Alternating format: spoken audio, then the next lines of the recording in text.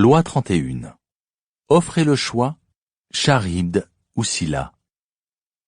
Principe. Les meilleures supercheries sont celles qui semblent laisser le choix à la victime. Elle a l'impression qu'elle maîtrise la situation, alors qu'elle est une marionnette entre vos mains. Proposez des alternatives qui joueront en votre faveur, quelle que soit l'issue. Forcez les gens à faire le choix entre deux mots servant tous les deux vos desseins. Ils seront pris de quelque côté qu'ils se tournent. Respect de la loi, exemple 1. Dès le début de son règne, le tsar Ivan IV, futur Ivan le Terrible, affronta une sinistre réalité. Le pays avait désespérément besoin de réformes, mais le souverain n'avait pas assez de pouvoir pour les mettre en œuvre. Les opposants les plus farouches à son autorité étaient les boïards, l'aristocratie russe qui dominait le pays et terrorisait les paysans. En 1553, à l'âge de 23 ans, Ivan tomba malade. Alité, presque mourant, il demanda aux boïards de jurer allégeance à son fils en tant que futur tsar. Certains hésitèrent, d'autres refusèrent. Ivan s'aperçut alors qu'il n'avait aucun pouvoir sur eux. Il recouvra la santé et n'oublia pas la leçon. Les boïards voulaient sa perte. Bientôt, en effet, beaucoup de grands boïards passèrent à l'ennemi, Pologne ou Lituanie, pour comploter leur retour et la chute du tsar. Même un des amis les plus proches d'Ivan, le prince Andreï Mikhailovitch Kourbski, se retourna soudain contre lui. Et en 1564, parti en Lituanie, il devint l'un des ennemis les plus puissants d'Ivan. Quand Kourbski commença à lever des troupes en vue d'une invasion, la dynastie royale était plus fragile que jamais. À l'ouest, les nobles émigrés préparaient l'invasion. À l'est, menaçaient les insaisissables Tartares. Et à l'intérieur, les boïards fomentaient des troubles. L'immense Russie devenait impossible à défendre. Quelle que soit la direction où le tsar frappait, il se découvrait ailleurs.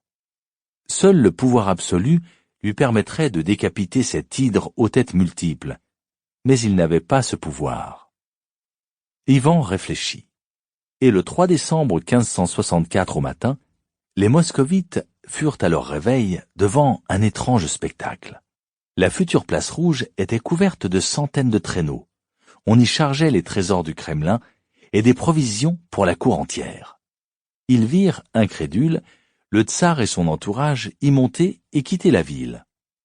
Sans explication, le tsar s'installa dans un village au sud de Moscou. Pendant un mois entier, une sorte de terreur plana sur la capitale. Les moscovites craignaient que leur souverain ne les ait abandonnés aux sanguinaires boïards. Les commerçants avaient fermé boutique et des foules belliqueuses manifestaient tous les jours. Finalement, le 3 janvier 1565, une lettre du tsar arriva expliquant qu'il ne supportait plus les trahisons des boïards et qu'il avait décidé d'abdiquer. Lue en place publique, la lettre eut un effet saisissant.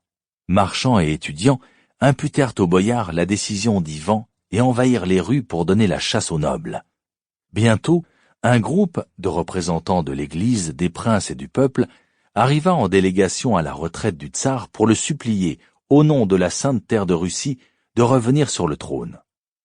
Ivan IV les reçut, mais refusa. Après des jours de supplication, il proposa à ses sujets une alternative. Soit il lui accordait les pleins pouvoirs pour gouverner comme il l'entendait, c'est-à-dire sans les boïards, soit il se trouvait un nouveau monarque. Pris entre guerre civile et despotisme, presque tous les représentants de la société russe optèrent pour un tsar fort, demandant le retour d'Ivan IV à Moscou et la restauration d'un état de droit. En février, Ivan IV rentra en grande pompe à Moscou. Les Russes ne pourraient plus se plaindre s'il agissait en dictateur.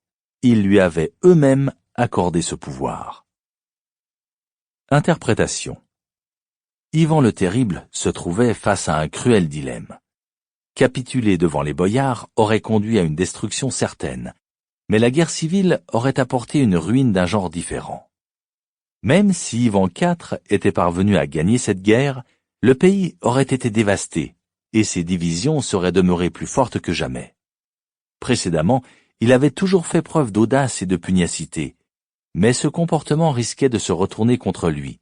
Plus il frapperait fort contre ses ennemis, plus leur réaction serait violente. La faiblesse d'une démonstration de force, c'est qu'elle suscite du ressentiment et conduit à une réaction qui finit par détruire l'autorité. Ivan IV, immensément créatif au pouvoir, vit que le seul moyen d'obtenir la victoire consistait à feindre de se retirer. Il ne forçait pas le pays à se plier à sa volonté. Il lui laissait le choix entre abdication et anarchie d'une part, pouvoir absolu de l'autre. Pour renforcer sa position, il fit clairement comprendre qu'il préférait abdiquer. « Prenez-moi au mot et vous verrez ce qui arrivera. » Nul ne le prit au mot. Une simple absence d'un mois avait donné au pays un aperçu des cauchemars qui suivraient son abdication. Invasion tartare, guerre civile, ruine. D'ailleurs, tout cela eut lieu à la mort d'Ivan IV. Le retrait et l'absence sont des moyens classiques de maîtriser les alternatives. Vous donnez aux gens un aperçu de ce qui va se passer sans vous, et vous leur proposez un choix. Soit je me retire et vous en subissez les conséquences, soit je reviens à certaines conditions. Ils choisissent l'option qui vous donne le pouvoir parce que l'alternative est inacceptable. Vous leur forcez la main, mais indirectement. Ils semblent avoir le choix. Et chaque fois que les gens ont l'illusion d'avoir le choix, ils tombent facilement dans le panneau. Respect de la loi, exemple 2. La courtisane Anne Lanclos, dite Ninon de Lanclos, trouvait que sa vie ne manquait pas d'attrait. Ses amants étaient tous de famille princière ou aristocratique. Ils la payaient bien, l'amusaient par leur esprit et leur intelligence, satisfaisaient ses sens passablement exigeants et la traitaient presque comme une égale. Cette vie était immensément préférable au mariage. En 1643, la mère de Ninon mourut subitement, et sa fille se retrouva à 23 ans complètement seule au monde. Pas de famille, pas de dot, rien sur quoi s'appuyer.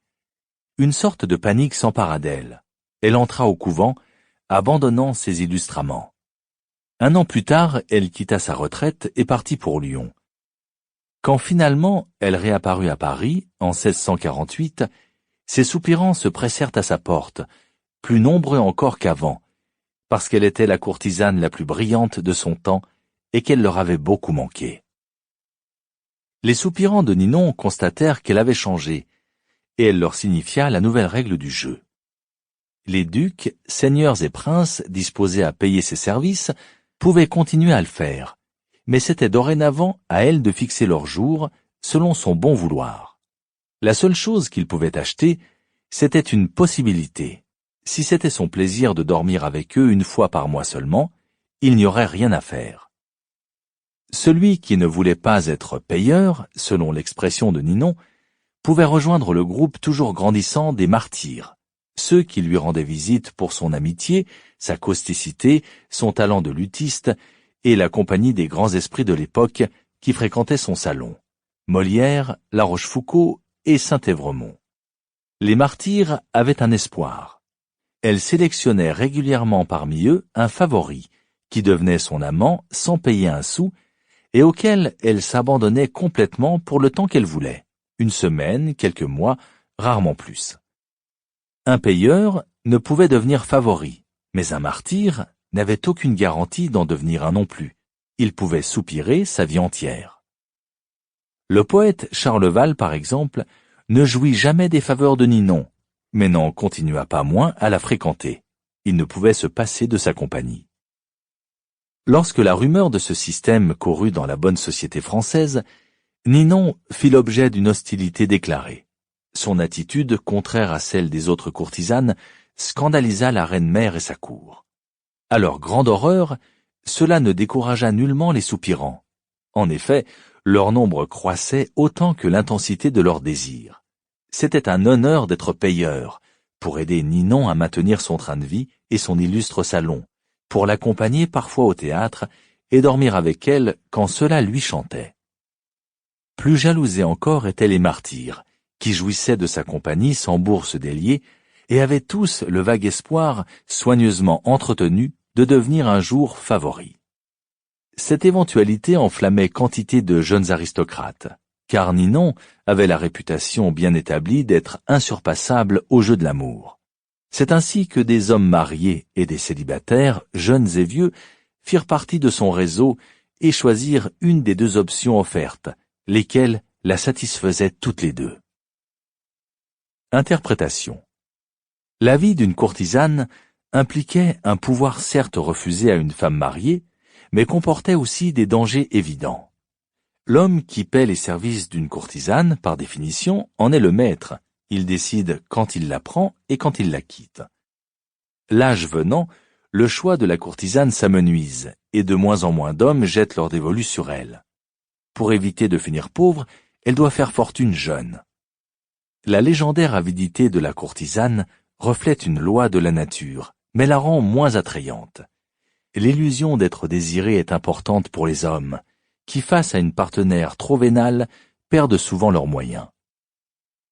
Ninon de l'Enclos avait horreur de la dépendance, quelle qu'elle fût. Elle avait goûté très tôt une sorte de statut d'égalité avec ses amants, et ne voulut pas instaurer un système qui lui imposerait des options aussi désagréables. Curieusement, celui qu'elle mit en place semblait satisfaire ses soupirants autant qu'elle. Les payeurs devaient délier les cordons de leur bourse, mais le fait que Ninon ne dormirait avec eux que lorsqu'elle le souhaiterait leur donnait un frisson de plaisir qu'ils ne ressentaient auprès de nulle autre courtisane. Elle s'abandonnait à son propre désir. Les martyrs, en évitant le désagrément d'avoir à payer, avaient un sentiment de supériorité. En tant que membre de son fan-club, ils pouvaient aussi espérer expérimenter le plaisir ultime d'être un jour favori. Enfin, Ninon n'obligeait pas ses soupirants à entrer dans l'une ou l'autre de ces catégories. Ils pouvaient choisir celle qu'ils préféraient. Cette apparente liberté flattait leur vanité masculine. Tel est le pouvoir que l'on obtient en donnant aux gens un choix, ou plutôt l'illusion d'un choix, car ils ne font que jouer avec les cartes qu'on leur a distribuées. Tandis que les alternatives proposées par Ivan le Terrible impliquaient un certain risque, une des options le conduisait à perdre le pouvoir, Ninon, elle, créa une situation dans laquelle tout contribuait à son plaisir. Des payeurs, elle recevait l'argent dont elle avait besoin pour tenir salon. Des martyrs, elle obtenait le pouvoir ultime, s'entourer d'un essaim d'admirateurs, un harem au sein duquel elle choisissait ses amants. Le système cependant dépendait d'un facteur essentiel, la possibilité même lointaine pour un martyr de devenir favori. L'illusion que la richesse, la gloire et le plaisir des sens puissent un jour échoir à votre victime est un attrait irrésistible qui mérite de figurer dans la liste des choix que vous leur proposez. Ce bien mince espoir fait accepter les situations les plus ridicules parce qu'il entretient un rêve. L'illusion d'un choix allié à la possibilité d'une bonne fortune attirera dans vos filets de soie le crédule le plus entêté. Les clés du pouvoir. Les mots liberté, option et choix évoquent un pouvoir au-delà de leur réalité. Car quand on examine les choix que l'on a dans la vie de tous les jours, aux élections et au travail, on les trouve plutôt réduits, c'est A ou B, point barre. Pourtant, tant que persiste la moindre illusion de liberté, on oublie que le domaine où elle s'exerce est minuscule. On choisit de croire que le jeu est juste et qu'on est libre. On préfère éviter de sonder la vraie profondeur de cette liberté. Cette résistance à admettre l'exiguïté de ses choix tient au fait que trop de liberté fait peur. L'expression « option illimitée » fait rêver, mais de là à en bénéficier vraiment, il y a un pas qui en paralyse beaucoup. Notre choix limité est bien plus rassurant. C'est pourquoi quelqu'un d'intelligent et de rusé a d'énormes atouts pour mener à bien sa supercherie. Ceux qui ont à choisir entre différentes options ne voient pas qu'ils sont manipulés, voire trompés. Ils ne voient pas qu'on leur accorde un espace de liberté ridicule en échange d'une règle de jeu léonine. Pensez à inclure cette tactique de contrôle dans toutes vos manipulations. Comme dit le proverbe, « Si vous faites en sorte que l'oiseau entre de lui-même dans la cage, il n'en chantera que mieux. » En voici les formes les plus courantes. Fausser les choix. C'était la technique favorite d'Henry Kissinger. En tant que secrétaire d'État du président Richard Nixon, Kissinger se considérait comme mieux informé que son patron. Il était convaincu que dans la plupart des situations, il était capable de prendre la meilleure décision tout seul. Mais s'il avait tenté d'influencer ainsi la politique américaine, le président se serait vexé, ou peut-être même mis en colère, car il manquait notoirement de confiance en lui. Aussi Kissinger proposa-t-il 3 ou 4 solutions pour chaque cas. en présentant celle qu'il préférait, de façon à ce qu'elle apparaisse comme la meilleure. Nixon tombait à tout coup dans le panneau, sans se douter que Kissinger le menait par le bout du nez. C'est un excellent procédé à utiliser avec un maître peu sûr de soi. Forcer le récalcitrant. Une des grandes causes d'échec du docteur Milton H. Erickson, pionnier de la thérapie par hypnose dans les années 1950, était la rechute. L'état de ses patients s'améliorait très vite, mais leur réaction immédiate au traitement masquait une profonde résistance. Ils rechutaient bientôt et retombaient dans leurs anciennes habitudes, incriminaient le thérapeute et cessaient de venir le voir. Pour éviter cet inconvénient, Erickson commença à ordonner à certains de ses patients d'avoir une rechute, de se sentir aussi mal qu'à leur première visite et de recommencer le traitement à zéro. Face à cette option, les patients choisissaient habituellement d'éviter la rechute, ce qui bien sûr était le but recherché. C'est une bonne technique à utiliser avec les enfants ou les récalcitrants, qui font preuve d'esprit de contradiction. Amenez-les là où vous voulez en leur donnant l'ordre inverse. Modifier le cadre d'action. Dans les années 1860, John D. Rockefeller voulut prendre le contrôle de toutes les compagnies pétrolières des États-Unis. S'il avait essayé de les racheter, elles auraient compris son objectif et l'auraient combattu. Au lieu de cela, il prit secrètement le contrôle des compagnies de chemin de fer qui transportaient le pétrole. Quand par la suite, il tentait de racheter une compagnie pétrolière et rencontrait de la résistance, il lui rappelait qu'elle dépendait de lui pour le transport. Rockefeller pouvait, lui, refuser de transporter son pétrole ou augmenter les tarifs jusqu'à la ruiner. Rockefeller avait modifié le cadre de son action.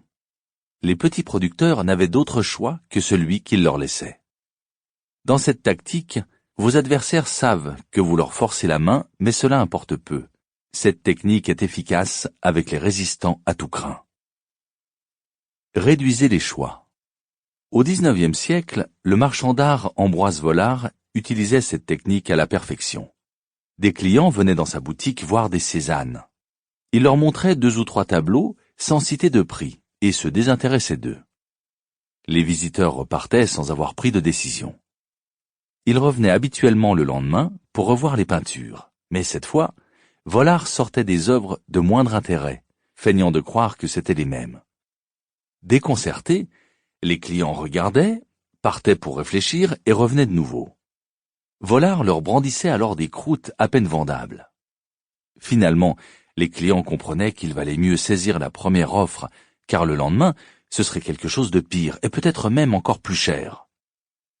Une variante de cette technique consiste à augmenter le prix à chaque nouvelle visite de l'acheteur potentiel. C'est une excellente astuce pour négocier avec des indécis chroniques, afin de leur faire comprendre à leurs dépens qu'un tien vaut mieux que 2 tu l'auras. Pousser le faible dans le précipice. Le faible est facile à manipuler par la méthode des choix limités. Ainsi, le cardinal de Retz était le conseiller officieux d'un indécis chronique, le duc d'Orléans. Il lui fallait constamment se battre pour pousser le duc à l'action. Celui-ci hésitait, tergiversant jusqu'au dernier moment, au désespoir de son entourage. Mais le cardinal découvrit un moyen de le manipuler.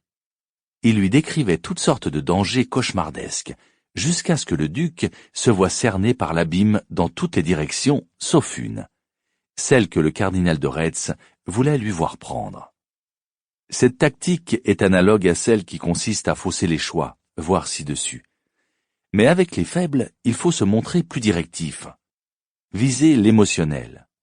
Utilisez la crainte et même la terreur pour les pousser à l'action. Si vous essayez de les raisonner, ils trouveront toujours un prétexte dilatoire. Compromettez vos alliés. Voilà une technique éprouvée de l'escroquerie. Vous attirez vos victimes dans un projet criminel qui vous lie dans le secret. Ils participent de votre scélératesse, commettent un crime ou en sont persuadés, voir l'histoire de Sam Guisil dans la loi 3, et vous les faites chanter. Serge Stavisky, escroc de haut vol dans les années 1920, embrouilla tellement le gouvernement par ses arnaques et ses escroqueries que l'État n'osa le poursuivre et choisit de passer l'éponge. Il est souvent avisé d'impliquer dans vos embrouilles la personne qui pourrait vous causer le plus de tort si vous échouez, Son implication peut se réduire à peu de choses, mais la moindre menace de délation garantira son silence.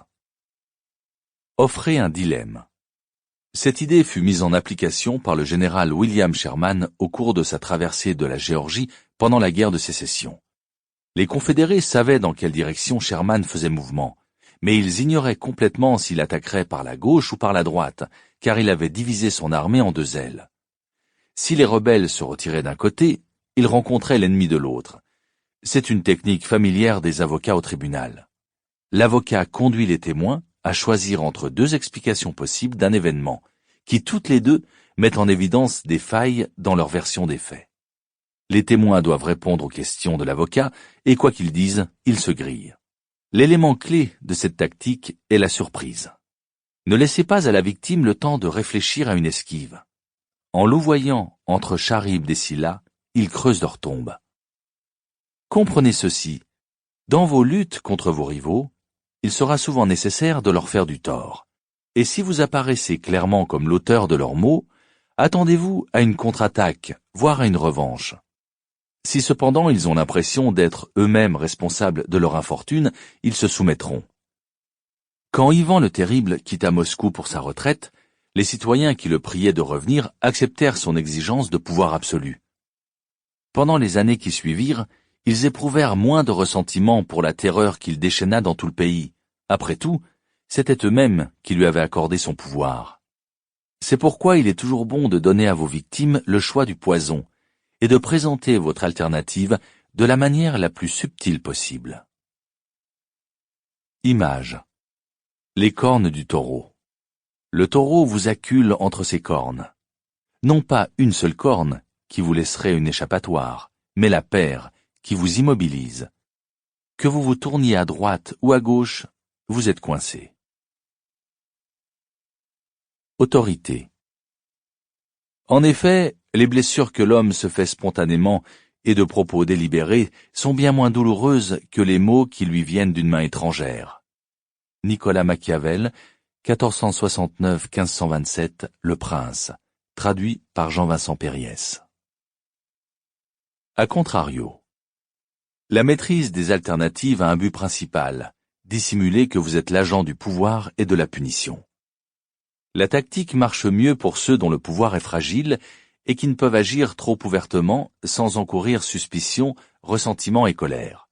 De toute façon, en règle générale, il est rarement avisé de paraître exercer le pouvoir directement et par la force, quelle que soit votre puissance et votre assurance.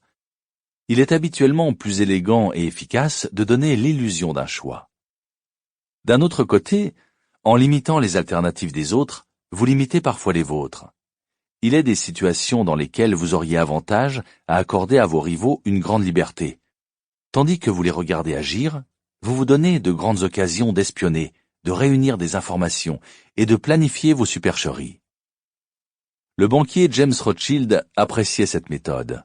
Pour lui, s'il essayait de contrôler les actions de ses adversaires, il perdait l'occasion d'observer leur stratégie et de mettre au point un plan plus efficace. Plus il leur accordait de liberté à court terme, plus il avait de prise sur eux à long terme. Le chancelier allemand Bismarck, exaspéré par les critiques constantes du docteur Rudolf Virchow, homme politique de conviction libérale, envoya ses témoins à l'homme de science pour le défier en duel. « Puisque c'est moi qui reçois le défi, j'ai le choix des armes, déclara Virchow. Les voici. » Et il brandit deux grosses saucisses identiques à tous égards. L'une des deux, poursuivit-il, est contaminée par des agents infectieux mortels. L'autre est parfaitement saine. Que son Excellence choisisse celle qu'il veut manger, et je mangerai l'autre. Un messager revint sans tarder, annonçant que le chancelier retirait son défi. Clifton Fadiman, éditeur. The Little Brown Book of Anecdotes, 1985. Le menteur. Il était une fois un roi d'Arménie à l'esprit curieux et friand de nouveautés qui envoya ses héros dans tout le pays pour y proclamer ceci. « Oyez, oyez, celui qui prouvera qu'il est le plus fief et menteur d'Arménie recevra des propres mains de sa majesté une pomme d'or. » Les gens se précipitèrent en foule au palais, venus de toutes les villes et de tous les hameaux. Il y avait là des nobles et des roturiers, des citadins et des campagnards, des riches et des pauvres, des grands et des petits. Le pays ne manquait pas de menteurs, et chacun de narrer son histoire au roi. Le monarque entendit ainsi tous les mensonges possibles, mais nul ne le convainquit qu'un seul surpassa tous les autres. Le roi commençait à se lasser et envisageait d'annuler le concours quand se présenta un pauvre homme en haillons, une grosse marmite en terre sous le bras. « Que veux-tu » demanda sa majesté. « Sire, » répondit le miséreux, un peu effaré, « vous vous souvenez de moi?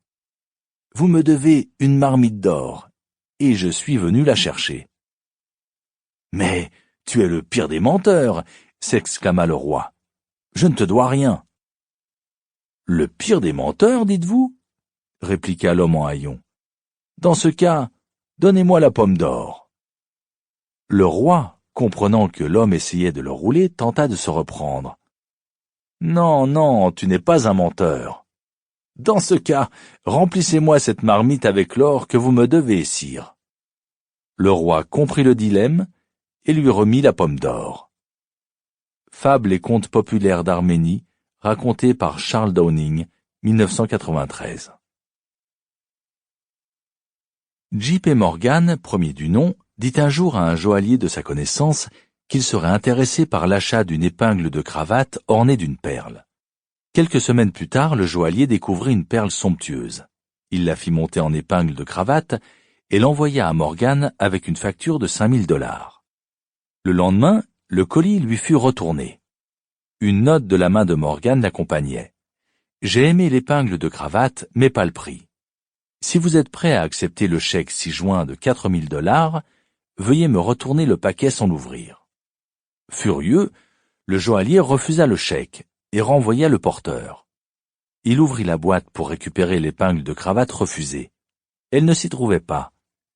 Il y avait à la place un chèque de $5000.